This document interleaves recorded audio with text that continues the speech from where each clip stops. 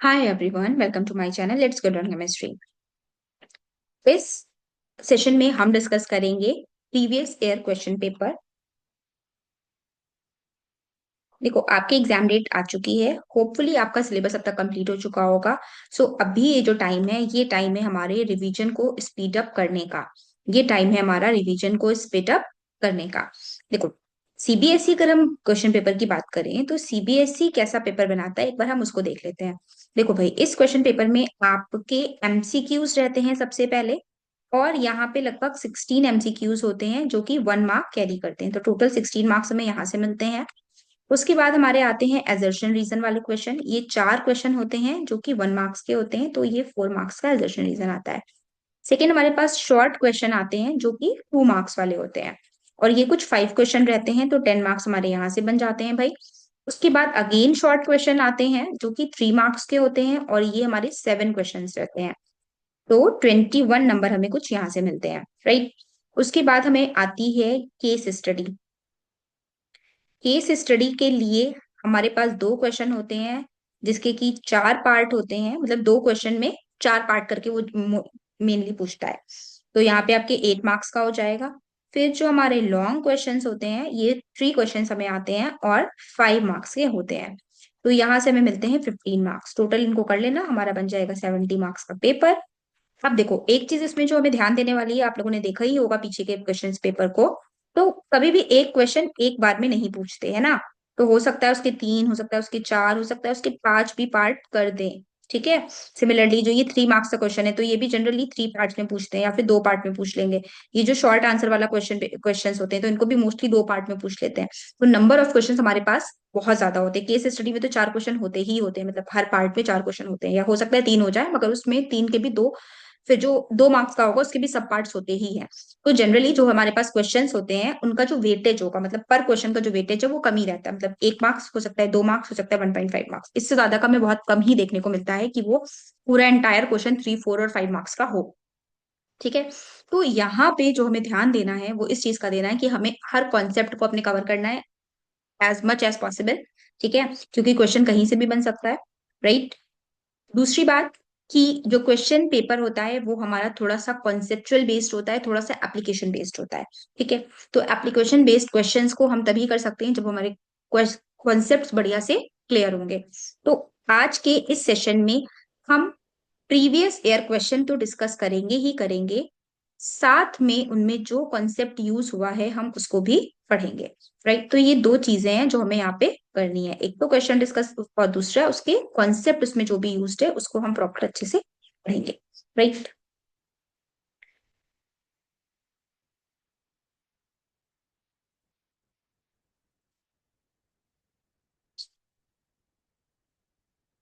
तो ये रहा हमारा question paper in front of us.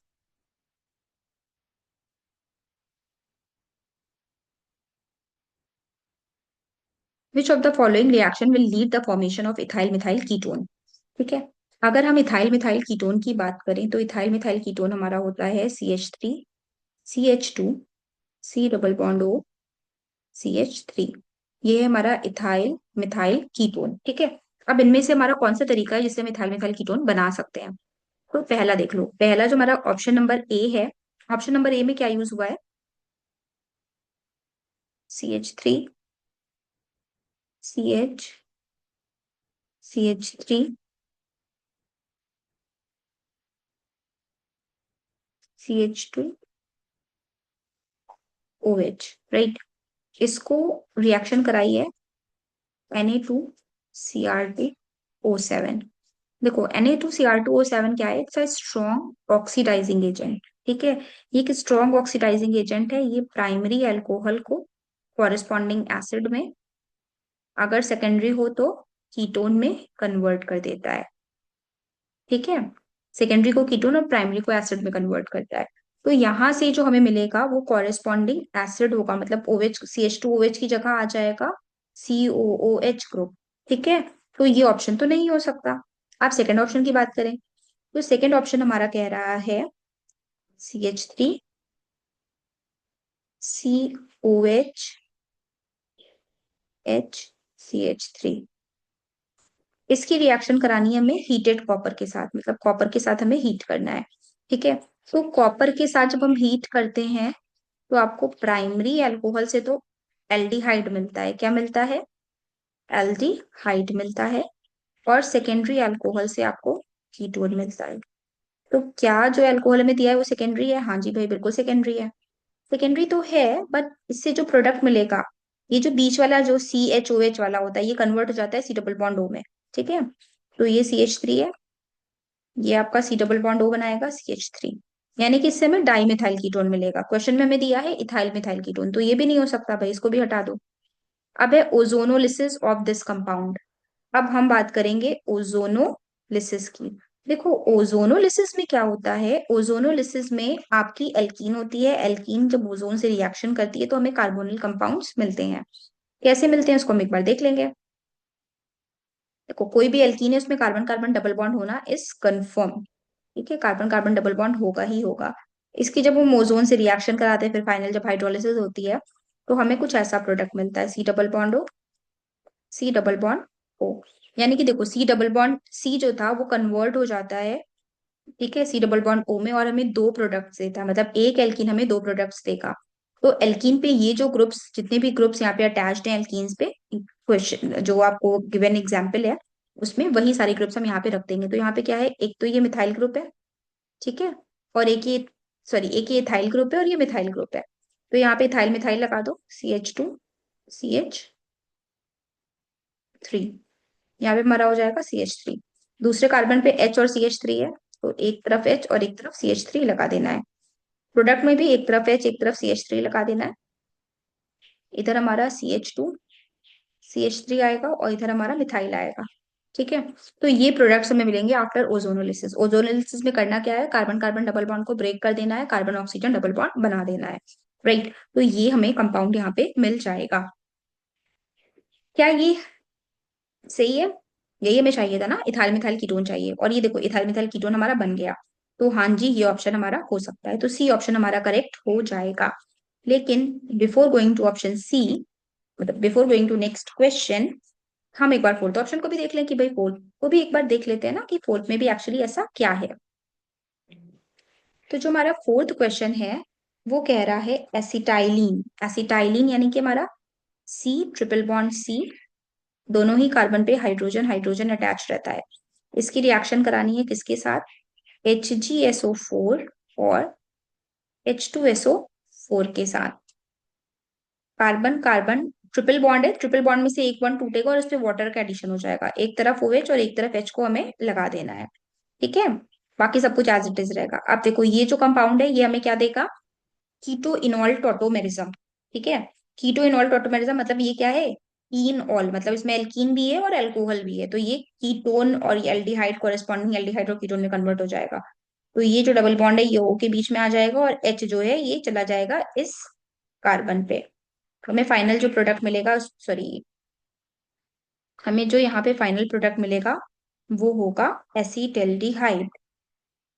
ठीक है, तो हाँ भाई ये भी ऑप्शन गलत है, तो हमारा जो सही ऑप्शन है that is your option number C। Okay, चलो अब हम देखेंगे अपने नेक्स्ट क्वेश्चन को। नेक्स्ट क्वेश्चन हमारा क्या कह रहा है,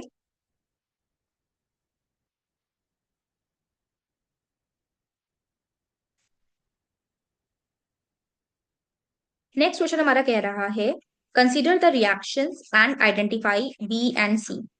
तो सबसे पहले हम ये जो रिएक्शन है उसको देख लेंगे। देखो इस रिएक्शन में हमें क्या गिवन है, एक हमारा क्लोरो एल्काइल है, एल्काइल क्लोराइड है, जिसको बेसिकली हमारे पास क्लोरोब्यूटेन दिया गया है। इसकी रिएक्शन है सोडियम और एथेनॉल। पहले तो सोडियम एथेनॉल का पेयर देख के ही समझ जाओ कि कराना है हमें एलिमिनेशन।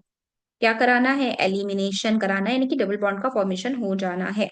देखो सोडियम प्लस एथेनॉल लिखा हो, या सोडियम हाइड्रोक्साइड प्लस एथेनॉल लिखा हो, या फिर आपका NaOH प्लस अल्कोहल लिखा हो, या सिंपली अल्कोहलिक NaOH लिखा हो, है ना, या इसको C2H5OH की फॉर्म में लिखा हो, या NaOH की जगह आपको KOH दिया जाए।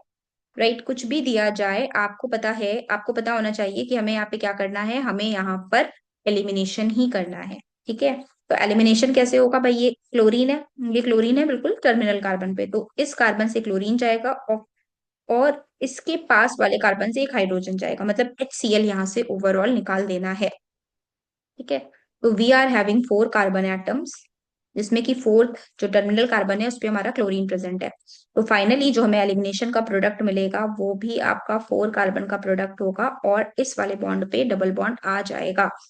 अब यहाँ से फर्दर और भी इसके सब पार्ट्स हैं इस क्वेश्चन के, जो कि कह रहा है एक ही जब हम रिएक्शन कराएंगे water in the presence of H+ तो हमें बी मिलता है, एक ही जब हम रिएक्शन कराएंगे water in the presence of borane plus hydrogen peroxide and OH-। ठीक है, तो देखो ये जो फर्स्ट स्टेप है, यहाँ पे क्या हो रहा है, वाटर का एडिशन होगा डबल बॉन्ड पे। ठीक है, और जो सेकंड स्टेप है ये भी आपका वाटर का एडिशन ही है। ठीक है, तो दोनों देखो, इसमें तो सामने से वाटर लिखा है तो हमें ज्यादा सोचना नहीं पड़ रहा है, लेकिन ये हम तभी कर पाएंगे जो इसका सेकंड पार्ट है, मतलब सी, जो सी के फॉर्मेशन का जो पार्ट है ये हम तभी कर पाएंगे जब हमने ये रिएक्शन पढ़ी हो। ये रिएक्शन कहलाती है हाइड्रोबोरेशन ऑक्सीडेशन। देखो हाइड्रोबोरेशन ऑक्सीडेशन में क्या होता है, एल्कीन से हमें मिलता है अल्कोहल, इस रिएक्शन में हमें एल्कीन से अल्कोहल मिलता है। लेकिन ये जो रिएक्शन है ये एक एडिशन टाइप ऑफ रिएक्शन है, लेकिन ये एडिशन एंटी मॉर्कोनिकॉफ होता है, मतलब जो प्रोडक्ट हमें मिलेगा वो एंटी मॉर्कोनिकॉफ होगा। अब इस रिएक्शन में हाइड्रोबोरेशन ऑक्सीडेशन में आपको जो रिएक्शन होती है, रिएक्शन तो हमारी मार्कोनिकॉफ रूल के हिसाब से ही होगी, मतलब एडिशन तो हमारा मार्कोनिकॉफ रूल के हिसाब से ही होगा, लेकिन जो फाइनल प्रोडक्ट हमें मिलता है वो एंटी मार्कोनिकॉफ हो जाता है। ठीक है, अगर आपको ये इसमें कोई डाउट होगा इस प्रॉपर रिएक्शन में तो मैं इस पे एक अलग सी वीडियो बना दूंगी। ठीक है, तो अल्टीमेटली हमें इतना ध्यान रखना है, जो पहले केस में एडिशन होगा वो मार्कोनिकॉफ के हिसाब से होगा, और जो दूसरे केस में एडिशन होगा वो एंटी मार्कोनिकॉफ के हिसाब से हमें प्रोडक्ट मिलेगा। हालांकि एडिशन इज मार्कोनिकॉफ, बट जो प्रोडक्ट है वो एंटी मार्कोनिकॉफ की तरह लगता है। ठीक है, तो बीच में इसमें थोड़ा सा केस है, उसको आप तब समझोगे जब आप इसके दोनों स्टेप्स को अलग अलग अच्छे से स्टडी करोगे। Right, if you want detail discussion on this topic, मैं इसकी एक अलग से वीडियो बना दूंगी, you can text me on comment box. Okay, तो देखो हमें क्या करना है, हमें दोनों ही पे वाटर का एडिशन करना है। अब बात सुनते हैं हम, देखो वाटर का एडिशन है, वाटर का एडिशन हमारा वाटर के एडिशन में क्या हो सकता है भाई, एक होता है H+ और दूसरा होता है OH-, यही दो चीजें डालनी है, एक डालना है H+ और दूसरा डालना है OH-। तो मार्कोनिकॉफ जी कहते हैं कि भाई जो निगेटिव पार्ट है, ठीक है, निगेटिव पार्ट है वो हम उस हाइड्रोजन पे ले जाएंगे जहां पे नंबर ऑफ हाइड्रोजन, उस कार्बन पे ले जाएंगे जहां पे नंबर ऑफ हाइड्रोजन कम होते हैं, तो नंबर ऑफ हाइड्रोजन कम होते हैं इस कार्बन पे। ठीक है, तो निगेटिव पार्ट हमारा इधर ही आना है,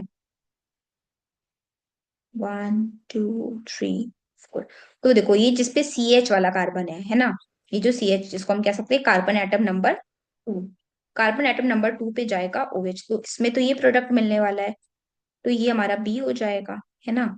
लेकिन अगर हम सी की बात करें तो सी का जो प्रोडक्ट है वो अल्टीमेटली एंटी मार्कोनिकॉफ, यानी कि वो मार्कोनिकॉफ जी की बात नहीं मानेगा। ठीक है, जो प्रोडक्ट है, हालांकि रिएक्शन नहीं मानी है लेकिन प्रोडक्ट कह रहा है कि मैं, मतलब प्रोडक्ट ऐसा रिजेंबल हो रहा है, हालांकि उसने मानी है बट वो रिजेंबल ऐसा हो रहा है।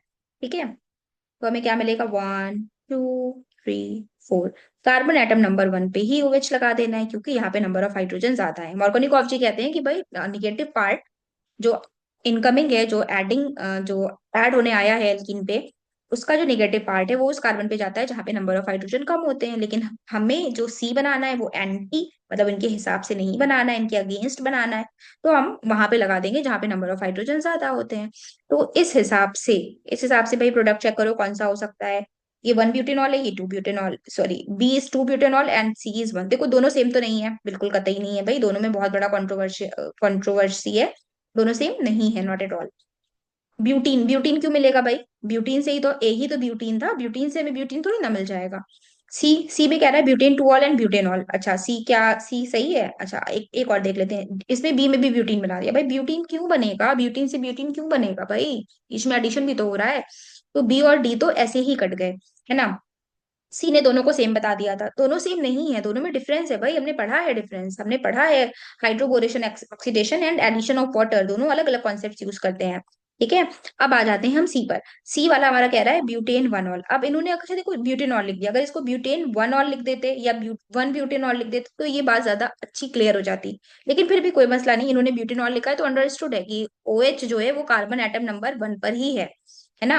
और इन्होंने मेंशन कर दिया है बी पार्ट में कि दैट इट्स ट्यूब्यूटेनॉल, राइट। तो हम ऑप्शन नंबर सी के साथ जाएंगे क्योंकि यही हमारा सबसे ज्यादा अप्रोप्रिएट ऑप्शन नजर आ रहा है।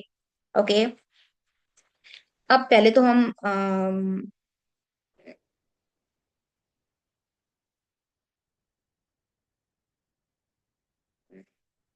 चलो भाई इन सबको खाली करो। चलो अब आ जाता है क्वेश्चन नंबर सी। तो सी क्वेश्चन क्या कह रहा है, the counter ion in the coordination compound.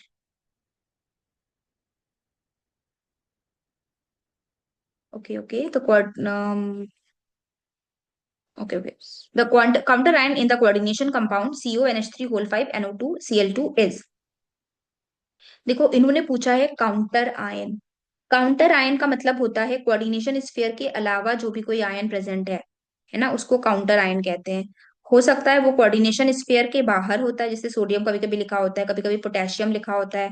ठीक है, जैसे K4FeCN6 में पोटेशियम लिखा होता है ना। या कभी कभी कोऑर्डिनेशन स्फीयर के बाहर SO4 लिखा होता है, या कभी कभी Br लिखा होता है, या कभी कभी Cl लिखा होता है, जो भी कुछ हो कोऑर्डिनेशन स्फीयर के बाहर लिखा है ना। तो ऐसे आयंस जो कोऑर्डिनेशन स्फीयर के अलावा जो हैं, जुड़े हुए हैं भाई, तभी तो जुड़े हुए हैं ना। अगर Na पे प्लस है, +1 है, तो इस पे ऑब्वियसली -1 रहा होगा। अगर SO4 पे -2 होता है तो इस पे ऑब्वियसली +2 रहा होगा। अगर Br पे -1 होता है तो इस पे ऑब्वियसली +1 ही होगा। ठीक है, तभी तो ये एक दूसरे के साथ जुड़े हैं। तो भाई काउंटर आयन वही आयन होता है जो कोऑर्डिनेशन स्फीयर के अलावा होता है। तो यहाँ पे कोऑर्डिनेशन स्फीयर के बाहर क्या प्रेजेंट है, Cl2 प्रेजेंट है। यहाँ पे कोऑर्डिनेशन स्फीयर के बाहर क्या प्रेजेंट है, Cl2 प्रेजेंट है। ठीक है, हमें दिख पा रहा है कि भाई यहाँ पे Cl2 है। तो हमारा जो यहाँ पे काउंटर आयन होगा, it would be it would be chloride. तो chloride, C option is the correct option. ठीक है। अब ये जो कोऑर्डिनेशन स्फीयर है, इसके अंदर जो भी कुछ है वो कोऑर्डिनेशन एंटिटी में आता है। काउंटर आयन क्या होता है, वो आपका इसके बाहर वाला है। वो केटाइन की फॉर्म में भी हो सकता है, वो एनाइन की फॉर्म में भी हो सकता है, depending upon the nature of the complex. अब आते हैं हम नेक्स्ट क्वेश्चन की तरफ।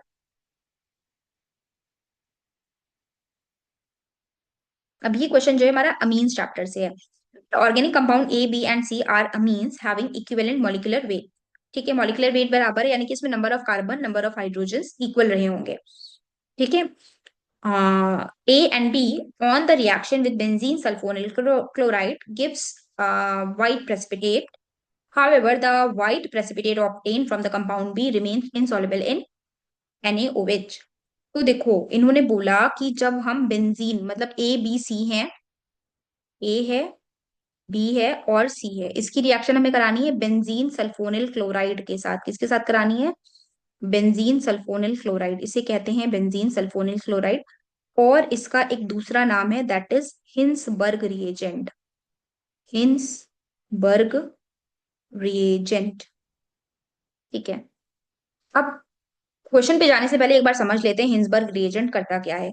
हिंसबर्ग रिएजेंट दो बहुत इंपॉर्टेंट काम करता है। एक तो ये डिटेक्शन करता है, डिटेक्शन की जो अमीन है वो प्राइमरी है या सेकेंडरी है या टर्शरी है। ठीक है। और दूसरा जो काम ये करता है वो ये कि इन अमीन्स को सेपरेट भी करता है ना। डिटेक्ट भी करता है और सेपरेट भी करता है। तो ये दोनों ही काम करता है, मतलब प्राइमरी सेकेंडरी टर्शरी में डिटेक्शन भी बताता है कि कौन प्राइमरी कौन सेकेंडरी कौन टर्शरी है, और अगर हमें इनको सेपरेट करना हो तो वो भी काम ये करता है। तो अभी देखो क्वेश्चन हमसे क्या पूछ रहा है कि इनके पास इक्विवेलेंट मॉलिक्यूलर वेट है, मतलब मॉलिक्यूलर वेट इनका कंपेरेबल है। ठीक है भाई। A and B on reaction with benzene sulfonyl chloride gives white precipitate, दोनों ने white precipitate दिया। However, the white precipitate obtained from compound B remains insoluble in sodium hydroxide। देखो क्वेश्चन ने हमें बताया नहीं लेकिन हम समझ गए। जब A और B ने दिया, इन्होंने बताया कि A और B जो है व्हाइट प्रेसिपिटेट दे रहे हैं, तो ऑब्वियसली सी ने नहीं दिया, है ना। हम ये मान के चलेंगे कि सी ने व्हाइट प्रेसिपिटेट नहीं दिया। However, the white precipitate obtained from compound B remains insoluble in NaOH। Compound B ने जो व्हाइट प्रेसिपिटेट दिया था वो सॉल्युबल नहीं रहा NaOH में। अब थोड़ा सा हम इस पे डिटेल में जाएंगे। देखो इसने इसकी रिएक्शन देखते हैं प्राइमरी सेकेंडरी और टर्शरी के साथ कैसे रिएक्ट करता है। देखो प्राइमरी अमीन में हमारे पास क्या होता है, RNH और H, इस तरह से होता है। ठीक है, बेंजीन सल्फोनिल क्लोराइड के पास क्लोरीन है, S double bond O, S double bond O, और ये रही बेंजीन रिंग। ठीक है, तो ये HCl को पहले से हटा दो यहाँ से। ठीक है, HCl को हटा दिया, बचा क्या? RNH, double bond O, double bond O, and this is the benzene ring. ठीक है, तो प्राइमरी के साथ तो ये इस तरह से रिएक्ट करता है, लेकिन लेट अस कंसीडर अगर हमारे पास सेकेंडरी अमीनो है ना, सेकेंडरी अमीनो, तो क्या होगा इसमें? तो R2 वाला ग्रुप हो जाएगा, यहाँ पे R2 हो जाएगा और NH हो जाएगा। इसकी जब हम रिएक्शन कराएंगे बेंजीन सल्फोनिल क्लोराइड के साथ,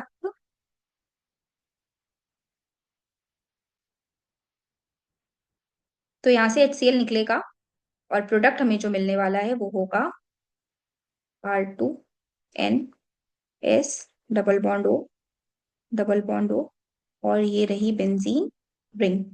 ठीक है, इस तरह का प्रोडक्ट हमें मिलेगा।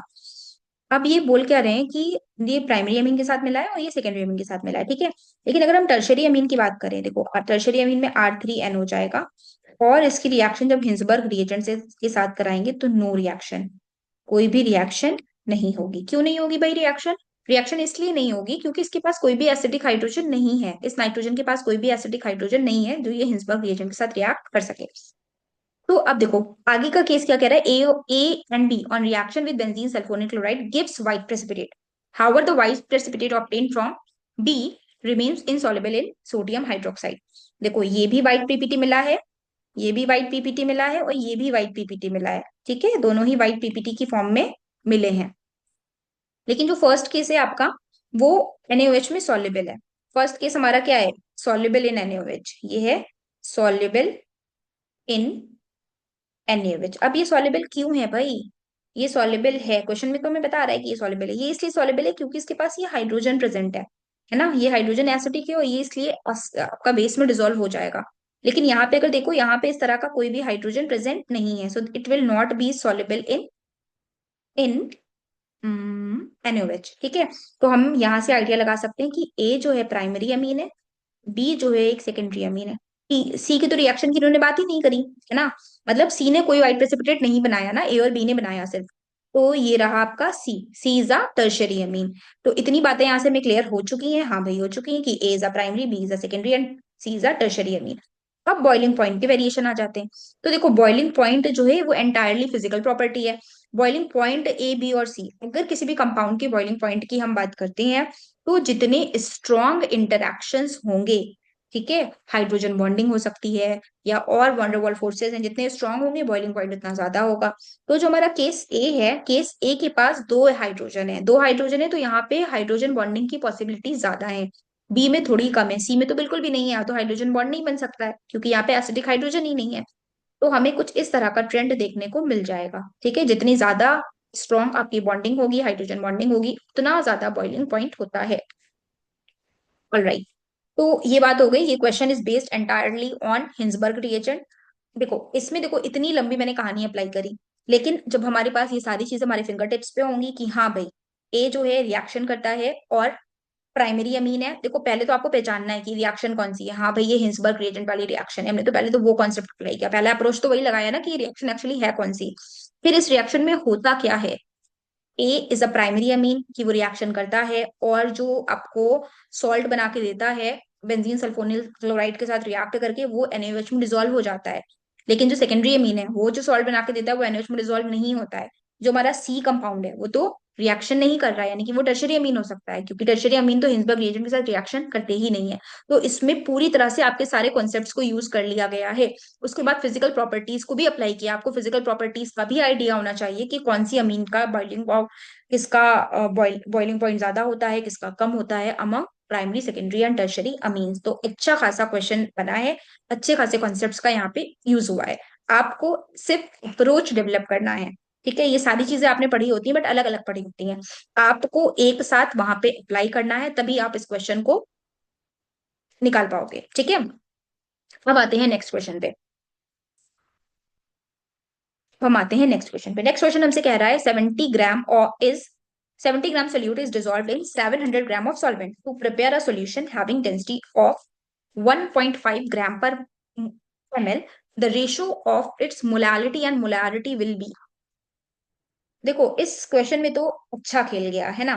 कैसे अच्छा खेल गया? सबसे पहले तो देखो आप लोग हाथ पैर छोड़ दोगे कि ये मोलालिटी और मोलारिटी की बात हमसे क्यों कर रहा है। इसने तो हमें कहीं भी नंबर ऑफ मोल्स नहीं बताए। इसने तो हमें कहीं भी नंबर ऑफ मोल्स बताया ही नहीं, तो ये मोलालिटी और मोलारिटी हमसे क्यों पूछ रहा है? पहले तो आप इसी में देख करके आप चौंक जाओगे, ठीक है। दूसरा आप ये सोचोगे कि भाई चलो ठीक है, नंबर ऑफ मोल्स नहीं बताए, एटलीस्ट मोलर मास तो दे देते, है ना, एटलीस्ट मोलर मास तो दे देते, तब तो हम समझ जाते ना कि एक्चुअली है क्या। ठीक है भाई, मोलर मास नहीं दिया तो कम से कम ये बता देते कंपाउंड कौन सा है, तो हम खुद मोलर मास कैलकुलेट कर लेते और नंबर ऑफ मोल्स हम निकाल लेते, लेकिन आपने तो कुछ भी नहीं दिया। लेकिन आप हमसे पूछ रहे हो मोलालिटी एंड मोलारिटी, तो भाई ये क्या कहीं गलत क्वेश्चन तो नहीं आ गया? देखो क्वेश्चन देख के दिमाग में इस तरह के जो ख्यालात हैं आना शुरू हो जाते हैं, ठीक है। लेकिन हमें बिल्कुल भी कंफ्यूज नहीं होना, सीबीएसई हमसे गलत क्वेश्चन नहीं पूछता। पूरा क्वेश्चन पे आओ वापस। 70 ग्राम of solute is dissolved in 700 gram of solvent to prepare a solution having density 1.5 gram per ml. The ratio of its molality and molarity, देखो पूछा क्या गया, मोलालिटी और मोलारिटी का रेशो पूछा गया है। मोलालिटी और मोलारिटी डायरेक्टली नहीं पूछा है, उनका रेशो पूछा है, ठीक है। तो रेशो हम निकाल सकते हैं without having number of moles, without having molar mass, without knowing what ever be the compound, ठीक है। तो सबसे पहले तो हम अपना जो कॉन्सेप्ट अप्लाई करते हैं इस तरह के क्वेश्चन में जहां पे हमें मास दिया हो और हमें डेंसिटी गिवन हो। देखो मास ऑफ सोल्यूट, सोल्यूट हमारा कितना है 70 ग्राम है, मास ऑफ सॉल्वेंट हमारा 700 ग्राम है। मास ऑफ सोल्यूशन कितना हो जाएगा? सोल्यूशन के मास की अगर हम बात करें तो it will become 70 plus 700 will be equal to 770, ठीक है। डेंसिटी हमें गिवन है, डेंसिटी डेंसिटी हमें गिवन है 1.5 ग्राम पर ml, ठीक है। तो भाई जो वॉल्यूम होता है, वॉल्यूम इज, तो पहले देखते हैं, देखो डेंसिटी इज इक्वल टू होता है मास अपॉन वॉल्यूम, तो वॉल्यूम इज इक्वल टू क्या हो जाएगा, मास अपॉन डेंसिटी। मास हमने कितना कैलकुलेट किया है, 770 कैलकुलेट किया है भाई। 770 मास अपॉन डेंसिटी इज 1.5। इनको सॉल्व कर लेंगे पहले तो हमें मिल जाएगा वॉल्यूम। मास अपॉन डेंसिटी को सॉल्व करते ही हमें मिल जाना है वॉल्यूम, इसको जल्दी फटाफट से सॉल्व करेंगे। 770 डिवाइडेड बाई 1.5, ये आएगा लगभग कुछ 513 के आसपास, ठीक है। ये कुछ इसके आसपास आ जाएगा, राइट। तो ये तो वॉल्यूम हो गया। अब देखो मोलारिटी क्या होती है, मोलारिटी पहले देखते हैं। मोलारिटी, मोलारिटी या सिंपली हम लिखेंगे कैपिटल एम, है ना, मोलारिटी कैपिटल एम से डिनोट करते हैं। Number of moles small n upon volume of solution. तो सोल्यूशन का वॉल्यूम आया है 513 ml। इसको अगर लीटर में कन्वर्ट करना है तो ये हो जाएगा 0.133 लीटर्स। तो यहाँ पे हम डायरेक्टली लिखेंगे 0.5133 लीटर्स, ठीक है। तो ये हमारी molarity, number of moles present in पर लीटर ऑफ सोल्यूशन, ठीक है भाई, समझ गए। अब अगर हम मोलैलिटी की बात करें, that is small m. Molality हमारी क्या होती है, मोलैलिटी हमसे कहती है कि number of solute present in present in 1000 grams of solvent, ठीक है। तो यहाँ पे फिलहाल हमारे पास कितने दिया हुआ है, या हाँ 1000 ग्राम्स ऑफ सॉल्वेंट। यहाँ पे हमें क्या गिवन है, मास ऑफ सॉल्वेंट क्या है 770 है। देखो 770 जो है वो ग्राम्स में है, हम उसको किलोग्राम में कन्वर्ट करने के लिए क्या करेंगे, 0.700 रखेंगे, सिर्फ हम सॉल्वेंट का मास रखते हैं, यहाँ पे सोल्यूशन का नहीं रखते हैं। तो ये हो गया मोलैलिटी और मोलैरिटी का डिफरेंस, ठीक है। अब ये बोल रहे हैं the ratio of its molality and molarity, यानी कि हमें क्या करना है भाई, इन दोनों का रेशो निकाल लेना है, small m upon capital M. अब इनको सॉल्व करो, n upon 0.700 upon n upon 0.5133, ठीक है। Ultimately we will get 5133 upon 0.700, ठीक है। ये सॉल्व हो जाएगा, हाँ भाई सॉल्व हो जाएगा, बिल्कुल सॉल्व हो जाएगा।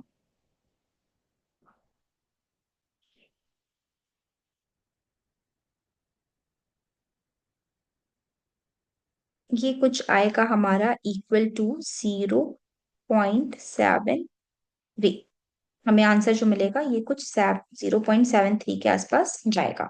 ऑलराइट, तो ये था क्वेश्चन। इसमें भी देखो अच्छे खासे कॉन्सेप्ट हमने यूज करे हैं, राइट। मोलालिटी मोलालिटी का भी कॉन्सेप्ट यूज कर लिया, परसेंटेज वाला भी यूज कर लिया, डेंसिटी को भी उसी में डाल दिया, सब सबको मिला करके एक क्वेश्चन बना दिया, वो भी सिर्फ 1 मार्क्स का, है ना। कॉन्सेप्ट यहाँ पे बहुत सारे यूज है।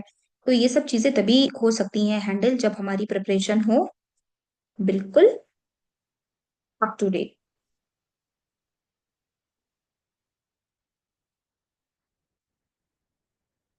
Now move to our next question. आप इस क्वेश्चन में देखो, आपके पास 4 रिएक्शन है और उनके 4 टाइप्स हैं। आपको उनमें सही टाइप ऑफ रिएक्शन तक पहुंचाना है, ठीक है। तो देखो, पहला हमारे पास जो क्वेश्चन है, इस पे मैंने एक शॉर्ट वीडियो भी बनाई है, आप वहां से भी देख सकते हो टाइप्स ऑफ रिएक्शन के बारे में। हम्म, देखो ये जो क्वेश्चन है, जो हमारा सी पार्ट है, देखो सी पार्ट में ये जो ब्रोमीन है और ये जो हाइड्रोजन है, ये दोनों गायब हो गए प्रोडक्ट में, बाकी सब कुछ एज इट इज है। और क्या बना, डबल बॉन्ड बन गया। तो ऐसी रिएक्शन जिसमें से कोई छोटा सा मॉलिक्यूल निकल के हट जाए, एक ही कंपाउंड से एक मॉलिक्यूल हट गया, तो जो बाकी का बचता है, देखो हटने मतलब होता है एलिमिनेशन, है ना। आजकल बिग बिग बॉस और बहुत सारे आप लोग शोज देखते हैं, उसमें एक होता है ना एलिमिनेशन राउंड। एलिमिनेशन राउंड का मतलब है कोई बंदा हट गया, कोई पार्टिसिपेंट हट गया। तो वैसे ही यहाँ से एक कंपाउंड हट गया, तो it's a type of elimination reaction. तो हमारा जो सी है, सी का सेकंड है, देखो सी का सेकंड, सी का सेकंड, सी का सेकंड हमें दो ऑप्शंस में मिल रहा है, इसमें मिल रहा है और इसमें मिल रहा है, तो इन दो ऑप्शन को रख दो किनारे। आगे आते हैं। अब डी में देखो क्या हो रहा है। डी में हमारा कुछ ऐसा हो रहा है कि डबल बॉन्ड पे देखो दो प्रोडक्ट मिल रहे हैं, लेकिन दो प्रोडक्ट हमारे सेम है, मतलब दोनों प्रोडक्ट जो है इसी कंपाउंड से मिल रहे हैं, यानी कि दोनों पॉसिबिलिटीज उन्होंने दे दी, जो जो पॉसिबिलिटी हो सकती थी। तो यानी कि ये जो एच आई है वो इसी में तो जुड़ा आ रहा है, और देखो और कुछ कम तो नहीं हो रहा। ये जो एच आई और ये जो ये कंपाउंड है, दोनों मिले जा रहे हैं, ठीक है। मिलने का मतलब है ऐड हो रहे हैं, ठीक है। ऐड हो रहे हैं यानी कि डी का हो जाएगा हमारा 1। डी के लिए करेक्ट ऑप्शन होगा 1, तो डी का 1 कौन सा ऑप्शन में सही है, यहाँ पे सही है और यहाँ पे सही है। तो देखो ये तो हो नहीं सकता, क्योंकि ये तो हमारा सी का गलत ऑप्शन दे रखा है, लेकिन यहाँ पे तो बिल्कुल हो सकता है, हाँ भाई बिल्कुल हो सकता है। तो सी और डी से हमने पहुंच गए हैं कि option number D is the correct option, ठीक है। सिर्फ हम ऑप्शन से करेक्ट ऑप्शंस पे पहुंच गए हैं। आप चाहो तो ए और बी एक बार देख लो, चाहो तो आप ना देखो, ठीक है। डी और सी अगर आपने बहुत अच्छे से बहुत ढंग से देख लिया है तो आपको जरूरत नहीं है ए और बी पे जाने की, है। बट एक बार हम उसको चेक करेंगे कि ए और बी में बेसिकली हो क्या रहा है। देखो ए में क्या हो रहा है, ये ओएच को हटा के सीएल आ रहा है, और ये जो कार्बन है, जिस कार्बन से ओएच अटैच्ड है, ये कार्बन है हमारा प्राइमरी, प्राइमरी कार्बन है। और यहाँ पे आपका ओएच को हटा के सीएल आ रहा है। बाकी सब कॉन्फ़िगरेशन से मतलब नहीं, क्योंकि ये कार्बन जो प्राइमरी है तो आपका कायरल भी नहीं है ना। बाकी बाकी से मैं क्या मतलब, भाई जिस कार्बन पे हमारी रिएक्शन हो रही है वो कार्बन तो कायरल है ही नहीं, ठीक है। तो ये जो रिएक्शन है प्राइमरी कार्बन है, प्राइमरी कार्बन वाली जो रिएक्शंस होती हैं ये हमारी होती हैं SN2 में होती है जनरली, है ना। SN2 में होती है ना, प्राइमरी में जो रिएक्शन फास्ट होती है वो SN2 के लिए होती है। सेकंड का केस देख लो। सेकंड के केस में क्या हो रहा है, जो कॉन्फ़िगरेशंस हैं, क्या ये एज इट इज है, हाँ भाई as it is, retention of configuration ही लगा हुआ है, ठीक है भाई। और यहाँ पे Br को हटा के OH आ गया, OH तो आ गया, दैट इज ओके। बट ये जो कार्बन है जिस पर Br लगा था वो था टर्शरी, यहाँ पे जो कार्बन है वो टर्शरी कार्बन है। टर्शरी रिएक्शन की जो सबसे ज्यादा स्पीड होती है वो SN1 के केस में होती है। तो बी हमारा SN1 होगा और ए हमारा SN2 होगा, एक बार उसको भी देख लेते हैं। बी SN1 है, दैट इज ए का 4 एंड बी का 3rd। ओके, तो भाई सारे ऑप्शन हमने सही निकाल लिए, कॉलम 1 को कॉलम 2 से अच्छे से हमने जोड़ दिया, ठीक है।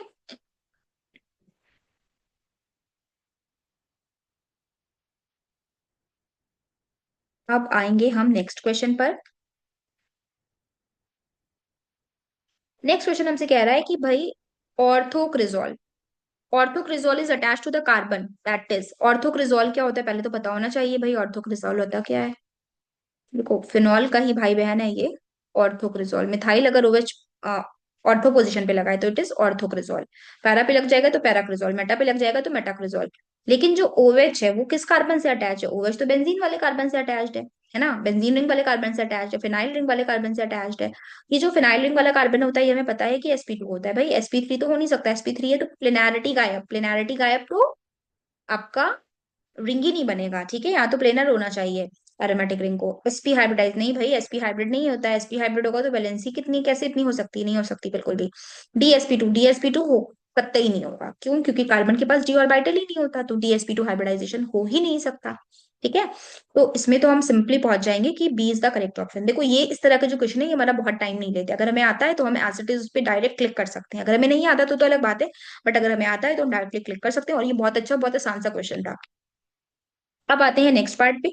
नेक्स्ट पार्ट पूछ रहा है which of the following is levo rotatory in nature. Levo rotatory, levo rotatory समझ रहे हो ना, जो प्लेन पोलराइज लाइट को एंटी क्लॉकवाइज डायरेक्शन में घुमाते हैं उसे कहते हैं हम लोग लीवो रोटेटरी। ठीक है, उन्हें हम कहते हैं लीवो रोटेटरी। या तो अल्फा डी ग्लूकोज, ये देखो हम लोग डी प्लस ग्लूकोज लिखते हैं, है ना, इसको भी बीटा डी ग्लूकोज को भी प्लस की फॉर्म में लिखते हैं, सुक्रोज को भी प्लस की फॉर्म में लिखते हैं, जो माइनस वाला होता है ये फ्रक्टोज है। तो फ्रक्टोज हमारा लीवो रोटेटरी होता है। ठीक है, फ्रक्टोज लीवो रोटेटरी होता है, बाकी आपके ग्लूकोज हैं या सुक्रोज हैं ये आपके डेक्स्ट्रो रोटेटरी होते हैं। या फिर हमने पढ़ा होता है सुक्रोज की जब हाइड्रोलिसिस करते हैं, जब हम सुक्रोज की हाइड्रोलिसिस करते हैं तो हमें ग्लूकोज मिलता है और फ्रक्टोज मिलता है। तो सुक्रोज तो हमारा डेक्स्ट्रो था, ग्लूकोज भी हमारा डेक्स्ट्रोरोटेटरी था, लेकिन फ्रक्टोज हमारा लीवोरोटेटरी था। तो इनिशियली जो हमारा सुक्रोज है वो डेक्स्ट्रो है, बट फाइनली जो हमें प्रोडक्ट्स मिलते हैं उसमें फ्रक्टोज का जो लीवो रोटेशन है वो ग्लूकोज के डेक्स्ट्रो रोटेशन से बहुत ज्यादा होता है। फ्रक्टोज का जो लीवो रोटेशन है वो ग्लूकोज के डेक्स्ट्रो रोटेशन से बहुत ज्यादा है, तो अल्टीमेटली पूरा मिक्सचर जो है रिजल्टेंट तो हमारा लीवो रोटेटरी हो जाता है। इसीलिए इस प्रोसेस को बोलते हैं इन्वर्जन ऑफ शुगर। राइट, इसीलिए इस पूरी जो हाइड्रोलिसिस ऑफ शुगर होती है इसको कहते हैं इन्वर्जन ऑफ शुगर। क्यों? क्योंकि इसमें जो आपकी ऑप्टिकल एक्टिविटी है वो पूरी तरह से रिवर्स हो जाती है। तो ये भी हम डायरेक्ट इस पे पहुंच सकते हैं कि C is the correct option and that beta D fructose is a levorotatory. Right, अब बात करते हैं नेक्स्ट क्वेश्चन की। The name inner transition metals is often use to refer to the.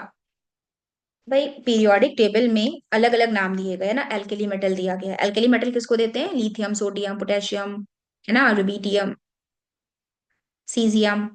ठीक है, तो ये तो हमारे एल्केली मेटल्स होते हैं। एल्केलिन अर्थ मेटल्स में हमारे वो सारे सेकंड ग्रुप वाले एलिमेंट्स आ जाते हैं, beryllium, barium, strontium, calcium, magnesium, वो सारे एलिमेंट्स आ जाते हैं। रेडियम, ये हमारे एल्केलिन अर्थ मेटल है। हैलोजेंस है, हैलोजन में ब्रोमीन, क्लोरीन, फ्लोरीन, आयोडीन, ये सब आ जाते हैं। उसके बाद हमारे जो डी ब्लॉक है, ये सारे जो बीच की तीन सीरीज होती है ना, स्कैंडियम, टाइटेनियम वाली, टू जिंक, उसके बाद ये तीन सीरीज हमारी जो है वो डी ब्लॉक एलिमेंट्स कहलाती हैं। इनको हम लोग ट्रांजिशन मेटल्स कहते हैं। क्या कहते हैं इनको? ट्रांजिशन मेटल कहते हैं। हालांकि जिंक, कैडमियम और मरकरी इसमें से ट्रांजिशन मेटल नहीं होते। ठीक है, हाँ ये होते रखे तो डी ब्लॉक में गए, बट ट्रांजिशन मेटल्स नहीं होते। लेकिन जो इनर ट्रांजिशन मेटल है वो क्या है? वो है भाई पीरियोडिक टेबल के नीचे जो दो सीरीज होती हैं, they are the inner transition metals. Right, inner transition metals होते हैं। ठीक है, इनर ट्रांजिशन मेटल्स होते हैं। राइट, तो बोथ लैंथेनॉइड्स एंड एक्टिनॉइड्स। ठीक है, both lanthanoid and actinoid, lanthanum से ल्यूटीशियम, एक्टिनम से लॉरेंशियम, ये हमारे होते हैं इनर ट्रांजिशन एलिमेंट्स। ये भी बहुत सिंपल सा क्वेश्चन था, हम डायरेक्टली अप्रोच कर सकते हैं। ठीक है,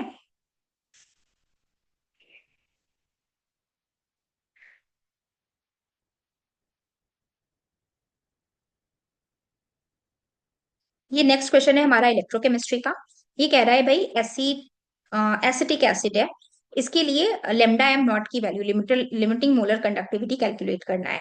if the values of the following are given, तो इनमें से किसकी वैल्यू गिवन हो, चाहे वन से सिर्फ निकाल पाएंगे कि टू से भी निकाल पाएंगे कि वन टू थ्री सबसे निकाल पाएंगे, है ना, कि सिर्फ वन से निकाल पाएंगे, मतलब अलग अलग ऑप्शन है, हमें उसके थ्रू जाना है। तो HCl है, KCl है और CH3COO है। देखो हमें करने का जो तरीका होता है वो ये होता है, इस तरह के क्वेश्चंस करने का तरीका। लेट्स से आपको गिवन हो, तो हम एक सिंपल बनाएंगे, पहले एक जनरल बनाएंगे जो सब पे एप्लीकेबल हो।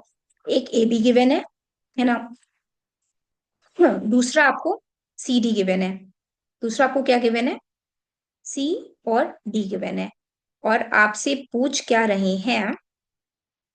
हम्म, नहीं नहीं नहीं, ABCD नहीं होगा, just a minute.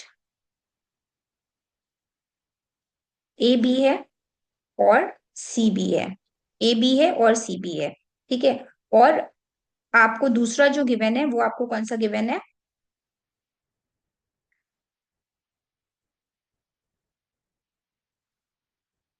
DC given है ना, दूसरा आपको डीसी गिवन है। इसमें से अगर आपसे कोई पूछ ले अबाउट डीए, अगर आपको आपसे कोई डीए पूछ ले तो क्या आप निकाल लोगे?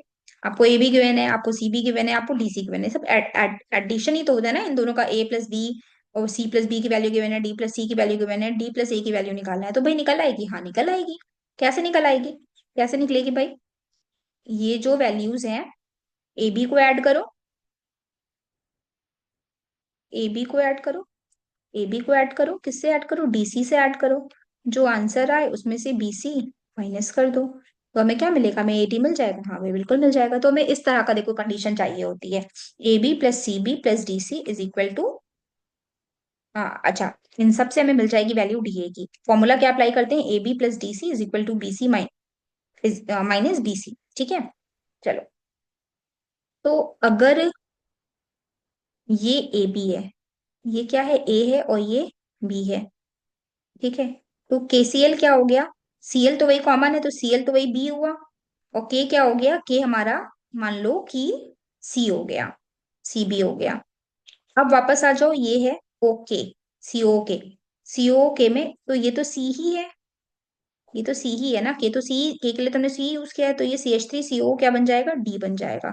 तो ए बी गिवन है, सी बी गिवन है और डीसी गिवन है। देखो क्वेश्चन ने पूछा कि अगर है एसिटिक एसिड, एसिटिक एसिड क्या हो सकता है, सोचो जरा। एसिटिक एसिड हो सकता है आपका बी एंड ए, देखो डीए निकल आएगा भाई। समझ रहे हो ना बात को? इन ये वैल्यूज अगर इसका सम, ए बी का सम, बीसी का सम, डीसी का सम दिया हो तो क्या डीए का सम निकाल पाएंगे? बिल्कुल निकाल पाएंगे, ठीक है। अब नेक्स्ट आ जाओ बी पार्ट पे। बी पार्ट पे जो आपका NaCl है, सपोज NaCl आपका पी क्यू है, ठीक है। KCl क्या है आपका? ये आपका RQ है ना। CONa क्या है? COONa, तो ये तो P हो गया, और COONa हमारा कुछ नया आ गया, नया आ गया, उसको हमने नेम दे दिया किसका? एस का नेम दे दिया, ठीक है। हमने इसको नेम दे दिया एस का। तो PQ गिवन है आपको, RQ गिवन है और SP गिवन है, लेकिन इसमें कहीं H तो है ही नहीं भाई, H तो इसमें कहीं है ही नहीं ना, H तो इसमें कहीं है ही नहीं, ना इधर कहीं H है, ना इधर कहीं H है, ना इधर कहीं H है, तो इसको तो हटा दो भैया, ये तो नहीं हो सकता, ठीक है। अब आ जाओ नेक्स्ट पार्ट पे, नेक्स्ट पार्ट पे आ जाएंगे अब हम। देखो नेक्स्ट पार्ट में ये H2SO4 है, हाँ भाई H भी है, सल्फेट भी है। Na2SO4 है, हाँ भाई सोडियम भी है, सल्फेट भी है। अगर मान लो ये A है और ये B है, ठीक है, अगेन ये C है और ये B है।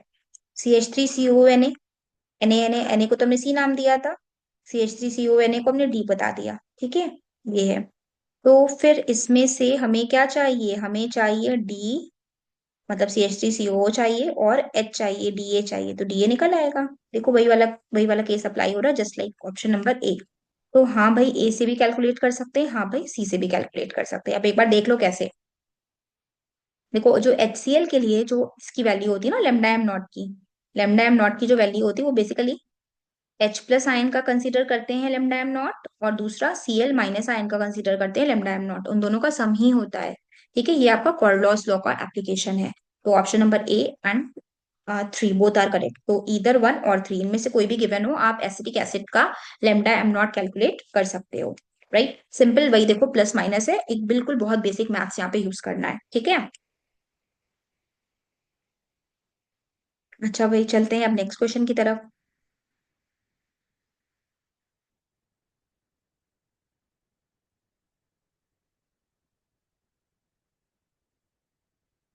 Which of the following will give yellow orange precipitate with 2,4-DNP? देखो 2,4-DNP हमारा क्या होता है? Di nitro phenyl hydrazine. Phenyl hydrazine क्या होता है? NH single bond NH2, phenyl hydrazine है तो इस H पे आपका फिनाइल रिंग आ जाएगी। 2,4 डाई नाइट्रो है तो इधर भी NO2 आ जाएगा और इधर भी NO2 आ जाएगा। ये जो है ये आपके थ्योरी में भी ये रिएक्शंस होती हैं इसकी, और आप प्रैक्टिकल में भी करते हो, जो आपका कंटेंट बेस्ड होता है तो उसमें आप उसमें ये रिएक्शन कराई जाती है, ठीक है। ये आपका 2,4-DNP टेस्ट वहां पर भी करते हैं। तो ये टेस्ट कौन देता है? ये टेस्ट देते हैं हमारे एल्डिहाइड्स और कीटोन्स। एल्डिहाइड्स जिनमें की C double bond O H ये वाला ग्रुप हो, और कीटोन जिसमें कि ये वाला ग्रुप प्रेजेंट हो, वो हमें ये रिएक्शन देते हैं, मतलब इनके साथ जो है येलो ऑरेंज प्रेसिपिटेट देते हैं। तो प्रोपेनल, हाँ भाई एल्डिहाइड है। प्रोपानोन, हाँ भाई कीटोन है, ठीक है। प्रोपानोइक एसिड, भाई ये क्यों देगा, एसिड नहीं देता। ठीक है, तो option number 1 and 2 are correct, तो A option is the correct option over here. ठीक है, ये 2,4-DNP टेस्ट जो है वो एल्डिहाइड्स और कीटोन्स देते हैं, और उनके साथ मिलकर के क्या बनाते हैं, अडक्ट बनाते हैं। देखो आप लोगों ने पढ़ा होगा ना, NH2 ये वाला जो ग्रुप है इसकी सी डबल बॉन्ड से रिएक्शन हो जाएगी, है ना। NH2 जो यहाँ पे दिख रहा है ना, उसकी सी डबल बॉन्ड O के रिएक्शन हो जाएगी। मान लो एसीटोन है, तो हाइड्रोजोन बन जाएगा, हाइड्रोजीन से हाइड्रोजोन बन जाता है, ठीक है। और ये N के साथ डबल बॉन्ड C आ जाता है, इस N के साथ डबल बॉन्ड C आ जाएगा। अब यहाँ पे कोई भी ग्रुप है, एल्डिहाइड हो चाहे कीटोन हो, ठीक है, बाकी सब एज इट इज रहेगा,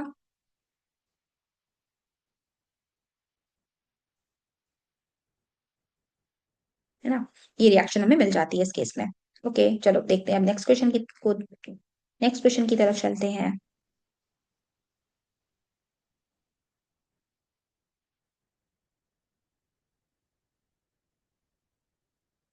नेक्स्ट क्वेश्चन हमसे पूछ रहा है,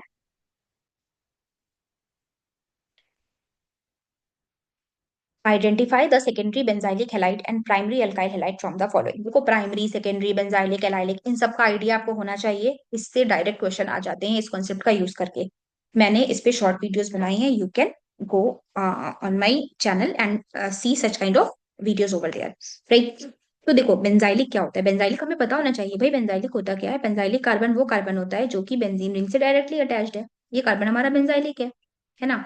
और प्राइमरी, प्राइमरी अल्काइल कार्बन हमारा वो होता है हमेशा जिसके साथ एक कार्बन अटैच्ड हो।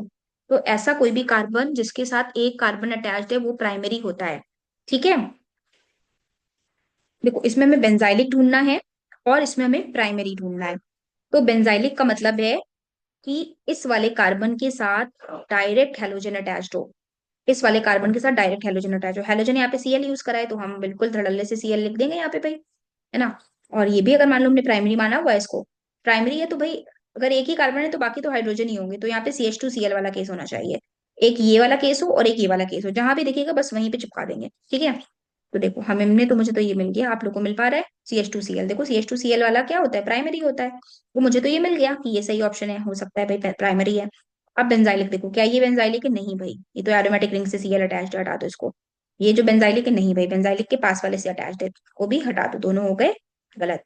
बाकी बचा ये देखो, ये बेंजाइलिक कार्बन होता है बेंजीन रिंग के पास वाला, इसके साथ Cl अटैच है, तो ये भी सही है। तो भाई पहले लिखा है बेंजाइलिक, तो पहले हम कहेंगे फोर। पहले हम देखो क्वेश्चन जैसे पूछते हैं बिल्कुल उसी सीक्वेंस में आंसर लिखते हैं, क्वेश्चन में पहले बेंजाइलिक पूछा गया है, तो पहले आप फोर्थ लिखोगे, उसके बाद आप सेकंड लिखोगे। मान लो अगर सेकंड और फोर्थ ऑप्शन आपको दिया हो, सेकंड कॉमा फोर्थ, तो आप उसको नहीं बोलोगे, आप बोलोगे 4,2। तो ये वाला सही ऑप्शन है, ठीक है। कुछ नहीं करना था, बस सिर्फ कार्बन के नेचर के हिसाब से पहचानना था आपको, बस आना चाहिए कि कौन सा प्राइमरी होता है, कौन सा सेकेंडरी होता है, कौन सा बेंजाइलिक, कौन सा एलाइलिक होता है, ठीक है। अब हमें स्टार्ट करने हैं एजर्शन, रीजन।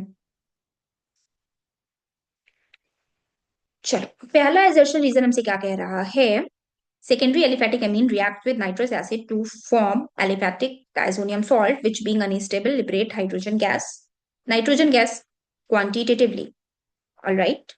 next question देखते हैं। Reason, sorry, nitrogen, reason is saying nitrogen gas evolved on reaction with nitrous acid can be used for the estimation of proteins and amino acids। देखो पहली बात तो मुझे नहीं समझ में आ रही, पहली बात इज एब्सोल्युटली झूठ, ठीक है। इन्होंने बोला कि कोई ऐसा अमीन जो कि सेकेंडरी हो,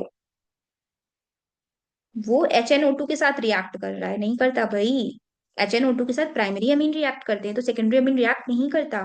तो ए इज फॉल्स, ठीक है। देखो पहली बात से ही हम सही ऑप्शन पे पहुंच गए। ए इज ट्रू के तो तीन ऑप्शन है, लेकिन ए इज फॉल्स का तो एक ही है। सेकंड को हम ना भी देखें तो भी हम पहुंच जाएंगे, है ना। अब ये हम सेकंड को कहें, सेकंड हमने नहीं पढ़ा था, रीजन हमें आता नहीं था, ये नहीं था वो नहीं था, तो कुछ नहीं। सिर्फ ए अगर हमें पता है कि हाँ भाई ये बात गलत है, तो हम डायरेक्टली सही ऑप्शन पे पहुंच जाते हैं, ठीक है। अब आगे देख लेते हैं। Nitrogen gas evolve in the reaction with nitrous acid can be use for the estimation of proteins and amino acid. हाँ जी बिल्कुल। कैसे, एक बार वो देख लेते हैं। देखो अमीनो एसिड्स हो या प्रोटीन्स हो, अमीनो एसिड और प्रोटीन्स में एक NH2 ग्रुप होता ही है, ठीक है। ये CO NH2 हम लोग लेके चल रहे होते हैं ना, तो एक टर्मिनल पे तो NH2 ग्रुप होगा ही होगा ना। CO NH2, right. तो ये रहा हमारा NH2 ग्रुप, ठीक है। अब ये जो NH2 ग्रुप है हमारे पास, ये जो CO NH2 नहीं होगा भाई, CO NH2 तो पेप्टाइड लिंकेजेस में होता है ना। अदरवाइज जैसे हमारा COH होता है और NH2 होता है, तो आप चाहो तो इसको ना भी कंसीडर करो, CO का हमें फिलहाल अभी कोई काम भी नहीं है। ये पेप्टाइड लिंकेज में होता है इस तरह से, CONH होता है, ठीक है। तो रुक जाओ, मैं तुम्हें बता ही देती हूँ एक बार पूरा करके। देखो अमीनो एसिड्स क्या होते हैं, ये कार्बन है, इस पे आपके C डबल बॉन्ड O, ये कार्बन है, इसी पर आपका NH2 अटैच्ड है, इसी पर आपका COH अटैच है, बाकी दो ग्रुप कुछ भी हो, ये हमारे अल्फा अमीनो एसिड्स होते हैं। तो मोस्टली जितने भी हम लिविंग्स में पढ़ते हैं वो अल्फा अमीनो एसिड्स होते हैं, ठीक है। तो ये अल्फा अमीनो एसिड्स होते हैं। प्रोटीन्स में क्या होता है, प्रोटीन्स में पेप्टाइड लिंकेज हो जाती है, मतलब प्रोटीन्स में यही अमीनो एसिड बार बार जुड़ते हैं, तो वहां पे ये पेप्टाइड लिंकेज होती है CONH की, बाकी यहाँ पे और चेन चल रही होती है, ठीक है। लेकिन एक ना एक जगह तो टर्मिनल ग्रुप होगा ही NH2 ग्रुप ना, प्रोटीन्स में भी, अमीनो एसिड्स में तो होता ही है भाई, ऑब्वियस सी बात है। तो हम इसी की बात करेंगे, NH2 ग्रुप ही रिएक्शन देता है बेसिकली। तो HNO2 से रिएक्शन करने के लिए NH2 चाहिए। NH2 किसके पास होता है, प्राइमरी अमीन के साथ पास होता है, तो सेकेंडरी वाला ऑप्शन तो पहले ही से हमारा हट गया, ठीक है। अब ये जो है इसके साथ रिएक्शन करता है, हाँ भाई करता है, और आपको डायजोनियम बनाता है। डायजोनियम यानी कि N2 टाइप्स है ना, N2Cl जो भी है इसके साथ में कंपाउंड है वो हो सकता है। अब ये N2 जो है, क्योंकि नाइट्रोजन गैस बहुत स्टेबल होती है, और ये इसके साथ में कोई भी अगर अच्छा वाला कंपाउंड नहीं है जो इसको स्टेबलाइज करा सके, जो कि कॉन्जुगेशन के केस में स्टेबलाइज हो जाता है, तो ये भी आसानी से इवॉल्व हो जाएगा, मतलब कि N2 गैस आसानी से रिलीज होगी। अब जितनी N2 मिली उस हिसाब से हम क्वांटिटेटिव एस्टिमेशन कर सकते हैं कि कितने मोल्स ऑफ प्रोटीन या कितने मोल्स ऑफ अमीनो एसिड्स रहा होगा, ठीक है। तो reason is absolutely correct. So option A is correct, that is D is false but A R is true. अब हम बात करेंगे नेक्स्ट क्वेश्चन की, question number 14।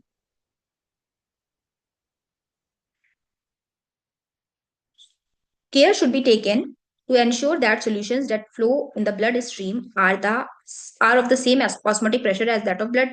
Okay. Sodium and sodium and potassium ions are responsible for maintaining proper osmotic pressure balance inside and outside of the cells of the organism. देखो ये जो ए है that is assertion जो हमारा है, ये तो भाई बात सही कह रहा है। क्यों सही बात कह रहा है, क्योंकि अगर ऑस्मोटिक प्रेशर सेम नहीं होगा उन सॉल्यूशंस का जो कि ब्लड स्ट्रीम के अंदर फ्लो कर रहे हैं, तो क्या वो ब्लड के अंदर फ्लो कर पाएंगे, नहीं कर पाएंगे। वो एक्सोस्मोसिस या एंडोस्मोसिस का कॉन्सेप्ट अप्लाई होने लगेगा वहां पे, ठीक है। या तो वो निकल के बाहर चले जाएंगे या बाहर से कुछ अंदर आ जाएगा। तो ये जो है osmotic pressure, they should be, मतलब जो भी कुछ है वहां पे इट शुड बी आइसोटोनिक, मतलब उनका जो ऑस्मोटिक प्रेशर है वो सेम होना चाहिए, ठीक है। एंडोस्मोसिस और एक्सोस्मोसिस नहीं होगा तब, ठीक है, जब ये इसका जो भी ऑस्मोटिक प्रेशर है वो सेम हो। Sodium and potassium ions are responsible for maintaining proper osmotic pressure balance inside and outside of the cells. हाँ भाई ये भी सही है। ये जो हमारा सोडियम और पोटेशियम है, ये उसको मेंटेन रखते हैं ना, इसमें जो आपका ऑस्मोटिक प्रेशर है उसको मेंटेन रखते हैं। तो ये इसको रीजन तो नहीं कर रहा है, इस बात को तो नहीं जस्टिफाई कर रहा है, लेकिन हाँ ये बात सही है, तो आप बी ऑप्शन के साथ जा सकते हो, ठीक है।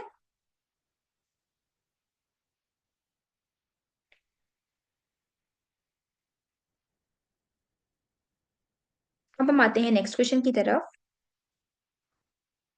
नेक्स्ट क्वेश्चन हमसे कह रहा है starch forms colloidal solution with water, ठीक है भाई। Starch contains 80 to 85% of amylose amylopectin which is insoluble in water. All right. अच्छा इनिशियली मैंने तुम लोगों को जो बताया था, मैंने कुछ ऐसा बोल दिया था ना, लाइक मैंने कुछ एक नंबर नंबर ऑफ क्वेश्चन बढ़ा दिए थे ना। टोटल जो एमसीक्यूज वाला पार्ट होता है उसमें 16 ही क्वेश्चन होते हैं ना, let me correct my self. वहां पे 16 ही क्वेश्चन होते हैं, 16 क्वेश्चन होते हैं जिसमें कि आपके 4 एजर्शन रीजन हो जाते हैं और 12 आपके objective based normal objective question हो जाते हैं, ठीक है। मैंने कुछ गलत बोल दिया था, मैंने 16+4 बोल दिया था ना, 16+4 नहीं होता, 16 ही क्वेश्चन होते हैं, उसमें 4 एजर्शन रीजन होते हैं और 12 एमसीक्यूज होते हैं। हाँ जी, चलो।